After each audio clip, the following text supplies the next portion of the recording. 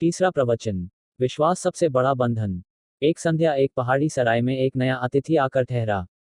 सूरज ढलने को था, पहाड़ उदास और अंधेरे में छिपने को तैयार हो गए थे।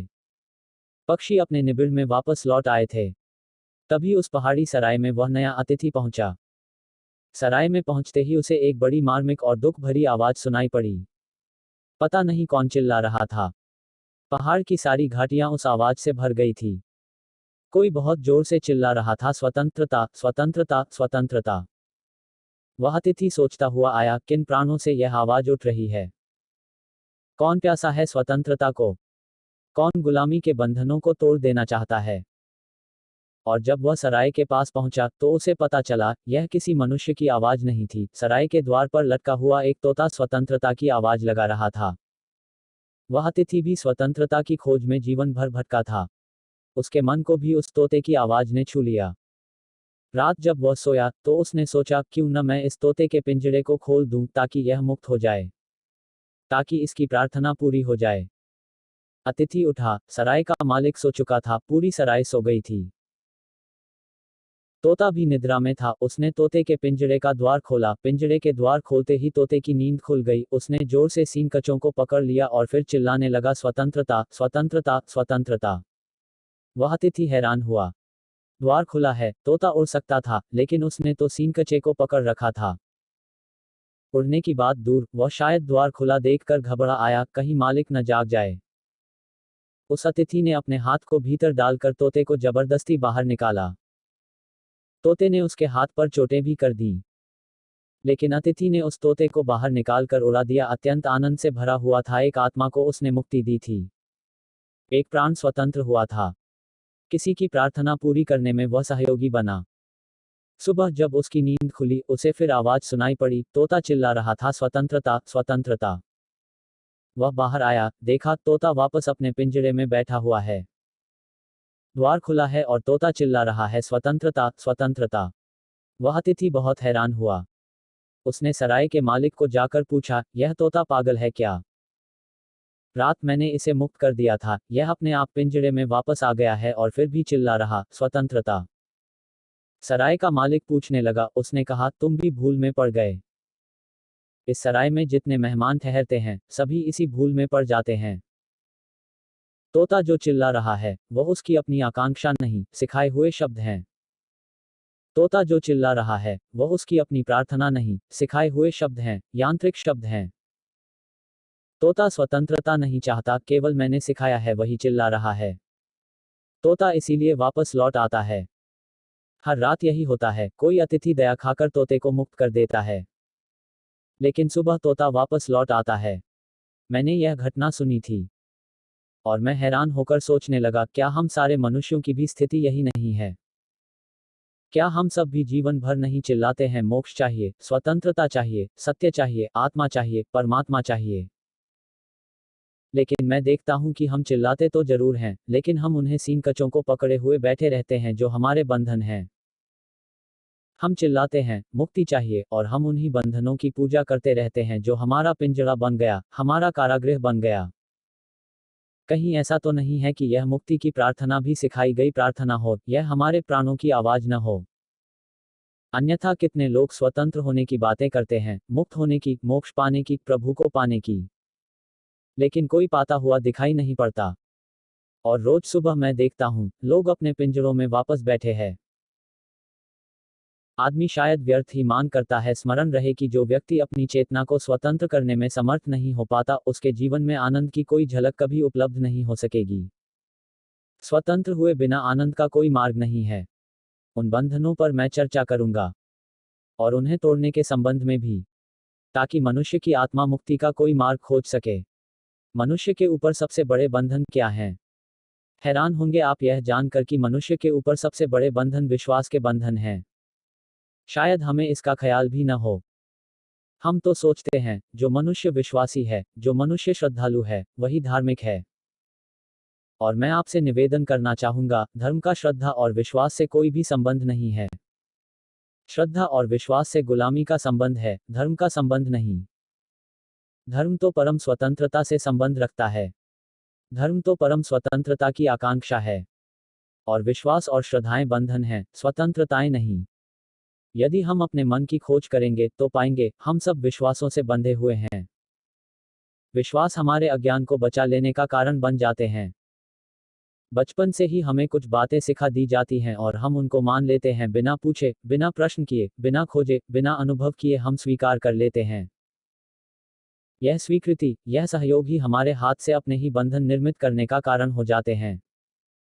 मेरी दृष्टि में तो धर्म की कोई शिक्षा हो ही नहीं सकती। धर्म की साधना हो सकती है, शिक्षा नहीं। क्योंकि शिक्षा दी जाती है बाहर से और साधना का जन्म होता है भीतर से। धर्म की कोई शिक्षा मेरी दृष्टि में नहीं हो सकती। मैं एक अनाथालय में गया, अध्यापक उन्हें धर्म की शिक्षा दे रहे थे। अनाथ, दीनहीन बच्चे थे, उन्हें जो भी सिखाया था सीखना पड़ा था। उन्होंने उन बच्चों से पूछा, ईश्वर है? वे सारे दीनहीन बच्चे हाथ उठाकर ऊपर खड़े हो गए, ईश्वर की स्वीकृति में कि ईश्वर है। उन्हें ईश्वर के प्रकाश की कोई भी किरण मिली है? नहीं, कोई भी किरण का उन्हें पता नहीं।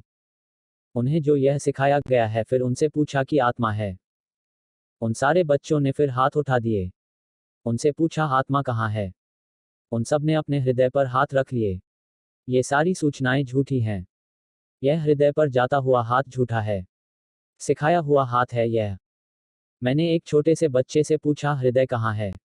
उस बच्चे ने कहा, यह तो हमें बताया नहीं गया, मुझे मालूम नहीं। हम सब अपने अपने ज्ञान में बंद हो गए हैं, थोथे ज्ञान में, शब्दों के ज्ञान में, शास्त्रों और सिद्धांतों के ज्ञान में बंद हो गए हैं। और उसी बंधन को हम जोर से पकड़े हुए हैं। और फिर चाहते हैं कि स्वतंत्र हो जाएं। यह स्वतंत्र होना कैसे संभव हो सकेगा? ज्ञान की उपलब्धि के लिए जो ज्ञान बाहर से सीख लिया गया उससे छुटकारा पाना होता है। यह बहुत कष्टपूर्ण प्रक्रिया है। वस्त्र निकालना आसान है, धन छोड़ देना आसान है, घर द्वार पत्नी बच्चों को छोड़ देना बहुत आसान है, कठिन है इसलिए मैं तपश्चर्या एक ही बात को कहता हूँ, सीखे हुए ज्ञान को छोड़ देना तप है। हम सब अपने ही सीखे हुए ज्ञान में बंधे हुए लोग हैं। अपने ही ज्ञान से हमने पिंजरा बनाया हुआ है। यह जो हमारी पहली परतंत्रता है, पहला बंधन है ज्ञान का। दूसरा बंधन है अनुकरण का। हम सब किसी का अनुकरण कर रहे हैं। कोई महावीर का, कोई बुद्ध का, कोई राम का, कोई कृष्ण का। हम सब किसी के पीछे चल रहे हैं। हम सब फॉलोअर्स हैं, अनुयायी हैं। पृथ्वी पर धर्म का जन्म नहीं हो पाया अनुयायियों के कारण। जो अपने भीतर जाता है, किसी का अनुयायी नहीं है। जो अपनी ही आत्मा का अनुसरण करता है, वही व्यक्ति केवल धर्म को, सत्य को उपलब्ध होता है, वही केवल मुक्ति को उपलब्ध होता है। महावीर को हुए कितना समय हुआ? 2500 वर्ष। 2500 वर्ष में कितने नासमझ लोगों ने महावीर जैसे बनने की कोशिश नहीं की है। लेकिन कोई महावीर बन सका है। कोई व्यक्ति कभी किसी दूसरे जैसा नहीं बन सकता। प्रत्येक व्यक्ति, आदमी की आत्मा अद्वितीय, बेजोड़, यूनिक है। आदमी यंत्र नहीं है, आदमी है सचेतन प्राण। सचेतन प्राण किसी पैटर्न में, किसी ढांचे में नहीं ढाला जा सकता। चाहे वह ढांचा कितना ही सुंदर हो, कितने ही महापुरुष का हो, कोई किसी ढांचे में नहीं ढाला जा सकता। हमारा जीवन गलत पटरियों पर दौड़ रहा है। दूसरी बात, अनुकरण मनुष्य के चित्त में गुलामी पैदा करता है। मनुष्यहीन हो जाता है। जब भी अनुकरण करता है तब दीनहीन हो जाता है। अपने को अस्वीकार करता है, दूसरे को स्वीकार करता है। पहली बात है अपनी आत्मा का, निजता का गौरव, गरिमा, अपनी आत्मा के अनूठे होने की स्वीकृति, अपने को दीनहीन मानने के भाव का त्याग धार्मिक मनुष्य का दूसरा गुण है। पहला गुण है विचार करने की क्षमता। दूसरा गुण है स्वयं जैसे होने का साहस। जो खुद जैसे होने का साहस करता है उसे इस जगत में कोई बंधन नहीं बांध सकते। तीसरी बात क्या है? ये तीन सूत्र अगर हमें समझ आ जाएं, तो हम कैसे मुक्त हो सकते हैं वह भी समझ में आ सकता है। तीसरी कौन सी कड़ियां मनुष्य को बांध लेती हैं? तीसरी कड़ियां हैं आदर्श, आइडियलिस्ट। मेरे भीतर हिंसा है, मेरे भीतर क्रोध है, मेरे भीतर सेक्स है, काम है, वासना है, मेरे भीतर झूठ है। दो रास्ते हैं इस स्थिति को सामना करने के लिए। एक रास्ता तो यह है कि मेरे भीतर हिंसा है, तो मैं अहिंसा ओढ़ने की कोशिश करूं ताकि हिंसा मिट जाए। मेरे भीतर क्रोध है, तो मैं शांति साधने की कोशिश करूं ताकि क्रोध नष्ट हो जाए। मेरे भीतर सेक्स है, तो मैं ब्रह्मचर्य की कस्में लूं, व्रत लूं ताकि मेरा सेक्स विलीन हो जाए। एक रास्ता तो यह है। यह रास्ता गलत है। इस रास्ते में मनुष्य कभी भी शांत, स्वस्थ, मुक्त नहीं होता, बल्कि और बंधन में पड़ता चला जा सकता है। क्यों? क्योंकि भीतर होता है क्रोध और वह शांति का एक आदर्श निर्मित कर लेता है, परिणाम होता है दमन। क्रोध भीतर हो तो ऊपर से संन्यास ओढ़ लेने से समाप्त नहीं हो जाता। बुद्ध एक वन में निवास करते थे। गांव के कुछ लोग किसी वेश्या को लेकर जंगल में आ गए। उन सब ने शराब पी ली थी। शराब पिया देखकर वेश्या उनको छोड़कर भाग गई। वे उसके खोजने के लिए जंगल में ढूंढते हुए घूमते थे। एक वृक्ष के नीचे बुद्ध को बैठे देखा तो उन्होंने कहा कि सुनिए स्वामी, क्या आप बता सकेंगे यहाँ से कोई स्त्री भागती हुई निकली है? बुद्ध ने कहा, मेरे मित्रों, कोई भागता हुआ जरूर निकला, लेकिन स्त्री थी कि पुरुष यह बताना कठिन है। क्योंकि जब से मेरी वासना चली गई, स्त्री और पुरुष में बहुत फर्क नहीं दिखाई पड़ता है। कोई निकला जरूर, यह कहना मुश्किल स्त्री थी कि पुरुष। जब से मेरी वासना चली गई तब से भेद करने का बहुत कारण नहीं रहा। जब तक बहुत गौर से ही न देखूं तब तक ख्याल भी नहीं आता, और गौर से देखने की कोई वजह नहीं रह गई है। यह आदमी तो हुआ होगा ब्रह्मचर्य को उपलब्ध। ये तीन है बंधना, सीखा हुआ ज्ञान, किसी का अनुसरण, आदर्शों को थोपने की चेष्टा।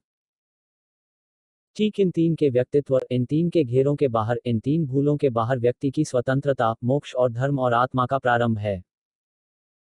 हमने निरीक्षण नहीं किया है चित्त का, हमने चित्त को जाना नहीं है, इसलिए क्रोध से टकरा जाते हैं, सेक्स से टकरा जाते हैं, लोभ से टकरा जाते हैं, दीवालों से सिर टकरा जाता और टूट जाता है, लहूलुहान हो जाता है, रोते हैं, चिल्लाते हैं, कसमें खाते हैं, उससे कुछ भी नहीं होता। ठीक से चित्त के भीतर प्रवेश करके जानना होगा, क्या है यह चित्त, क्या हैं इसकी वृत्तियां, कहाँ से पैदा होती हैं, कैसे विकसित होती हैं, कैसे स्वयं को घेर लेती हैं, कैसे स्वयं को चालित कर देती हैं।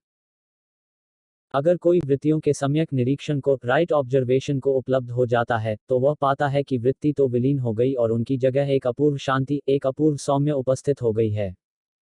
आंख बंद करने से कुछ दिखाई पड़ना बंद होता है। आंख बंद करने से तो जिससे डरते हम आंख बंद करते हैं वह और प्रगाढ़ होकर भीतर उपस्थित हो जाता है। दिन भर उपवास किया था तो रात सपने में किसी राजभोज पर आमंत्रित हो जाते हैं। यह हम सब जानते हैं। चित्त का निरीक्षण करना है पूरा। मन के भीतर जो भी उर्वशियां हैं, मन के भीतर जो भी वृत्ति की अप्सराएं हैं, चाहे काम की, चाहे क्रोध की, चाहे लोभ की, चाहे मोह की, उन सबको पूरी नग्नता में देख लेना है। उनका एक एक वस्त्र उतार कर देख लेना है। आंख बंद करके भागना नहीं है, एस्केप नहीं है, पलायन नहीं है। जीवन की साधना, जीवन की साधना है पूरी खुली आंखों से चित्त का दर्शन। और जिस दिन कोई व्यक्ति अपने चित्त के सब वस्त्रों को उतार कर चित्त की पूरी नग्नता में, पूरी नेकेडनेस में, पूरी अगलीनेस में, चित्त की पूरी कुरूपता में पूरी आंख खोल कर देखने को राजी हो जाता है, उसी दिन चित्त की उर्वशी पैरों पर गिर पड़ती है और कह देती है, मुझे क्षमा करें, मैं हार गई हूं, अब आगे जानने को कुछ भी नहीं है। चित्त की पूरी जानकारी, चित्त का पूरा ज्ञान, चित्त से मुक्ति बन जाता है। ज्ञान से, सीखे हुए ज्ञान से छुटकारा, अनुकरण से छुटकारा और पलायन, एस्केप से छुटकारा। ये तीन छुटकारे धर्म के सूत्र हैं और हम तीनों के उल्टा कर रहे हैं, इसलिए हम बंधन में हैं। इन तीन को जो साधता है वह साधक है। इन तीन को जो साधता है वह परमात्मा के मंदिर में प्रविष्ट हो जाता है। उस मंदिर में नहीं जो आपके गांव में बना है। जो इन तीन सूत्रों को साध लेता है, उस मंदिर में पहुंचकर ज्ञात होता है न तो कोई दुख है, न कोई चिंता, न कोई पीड़ा। उस मंदिर में पहुंचकर ज्ञात होता है कोई मृत्यु भी नहीं है। उस मंदिर में पहुंचकर ज्ञात होता है कि जीवन एक अमृत, एक अमृत, एक आनंद, एक आलोक है। उस मंदिर में पहुंचकर ही अनुभव होता है उस सत्य का जिसको हम प्रभु कहें। ऐसी क्रांति का नाम ही धर्म है। हिंदू और मुसलमान और जैन होने का नाम धर्म नहीं। परतंत्रता से, परतंत्रता को देखने की क्षमता से स्वतंत्रता की तरफ जो अभीप्सा पैदा होती है, उसी अभीप्सा का, उसी प्यास का नाम धर्म है। परमात्मा करे आप कभी धार्मिक हो सके, क्योंकि जो धार्मिक होता है उसी का जीवन धन्य और उदार होता है। मेरी इन थोड़ी सी बातों को आपने सुना, अगर इनसे कुछ प्रश्न पैदा हो गए हों तो मैं समझूंगा बात काम कर गई। कोई प्रश्न आपके मन में आ गए हों तो संध्या उन पर हम बात करेंगे। मेरी बातों को इतने प्रेम से सुना उसके लिए बहुत बहुत धन्यवाद। और अंत में सबके भीतर बने हुए मंदिर में छिपा जो प्रभु है उसके लिए प्रणाम करता हूँ। मेरे प्रणाम स्वीकार करें। अज्ञानी अरुण, मोबाइल नंबर 0896016325